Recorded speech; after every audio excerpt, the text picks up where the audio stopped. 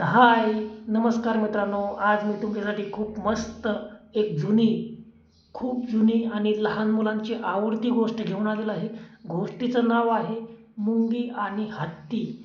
तर मित्रांनो, गोष्ट चालू करण्यापूर्वी तुम्ही आपल्या चॅनेलला पहिलं सबस्क्राईब करून घ्या, कारण मी रोज आता नवनवीन गोष्टी घेऊन येणार आहे. उन्हाळ्याच्या सुट्टीत मुलांसाठी खूप मस्त मस्त गोष्टी घेऊन येणार आहे. तर गोष्टीचं नाव आहे मुंगी आणि हत्ती. एका मोठ्या जंगलात अनेक प्राणी राहत होते. त्यात एक विशाल हत्ती आणि एक छोटीशी मुंगी होती. हत्ती जंगलात सर्वात मोठा आणि बलवान प्राणी होता आणि त्याला त्याच्या ताकदीचा, शक्तीचा खूप अभिमान होता. इतर प्राण्यांवर आपली ताकद दाखवत असे आणि त्यांना कधी त्रासही देत असे. मुंगी दुसरीकडे खूपच छोटी आणि दुर्बल होती, पण ती मेहनती होती आणि तिला तिच्या क्षमतेवर विश्वास होता. एके दिवशी हत्ती आणि मुंगी यांची भेट झाली.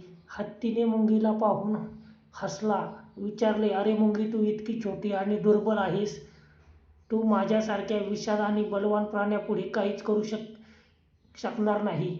मुंगीने नम्रपणे उत्तर दिलं, "हो, मी खूप छोटीशी आहे, पण मी मेहनत करते आणि मला माझ्या क्षमतेवर विश्वास आहे. मला माहीत आहे की प्रत्येक प्राण्याचं स्वतःचं महत्त्व असतं."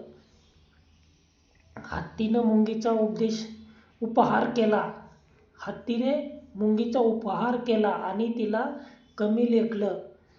काही दिवसांनी हत्तीला जोरात तहान लागली. तो पाण्याच्या शोधात जंगलात फिरत होता. हत्तीने पाहिले की एका झाडाच्या पायथ्याशी एक छोटासा तलाव आहे.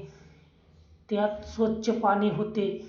हत्ती त्या तलावाजवळ गेला आणि पाणी पिण्यासाठी खाली वाकला. तलावाजवळ असलेल्या झाडाखाली मुंगी आणि तिचं कुटुंब राहत होतं. हत्तीच्या पायांनी झाडाच्या आसपासची जमीन हादरली आणि त्या हालचालीमुळे मुंग्या घाबरल्या. त्यांनी हत्तीला सावधगिरीने पाहिले. हत्तीने पाणी पिण्यासाठी झाडाच्या खोडाला धक्का दिला आणि त्यामुळे एक मोठी फांदी खाली कोसळली. मुंगीच्या कुटुंबाला धोक्याची जाणीव झाली. मुंगीने तात्काळ निर्णय घेतला आणि ती हत्तीच्या खालच्या पायावर चढली. तिने हत्तीच्या कानात चावा घेतला. हत्ती जोरात ओरडला.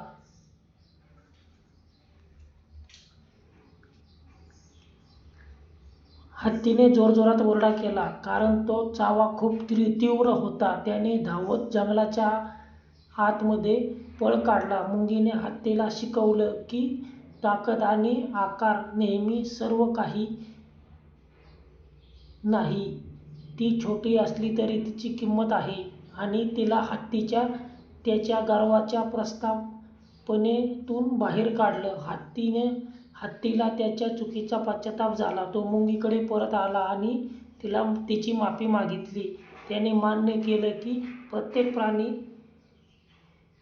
प्रत्येक प्राणी कितीही छोटा किंवा मोठा असो, त्याचं स्वतःचं महत्त्व असतं. मुंगीने हत्तीला माफ केलं आणि त्यानंतर त्या दोघांनी चांगले मित्र बनून एकमेकांच्या मदतीने जंगलातील सौंदर्य आणि सहकार्याचे उदाहरण दिलं.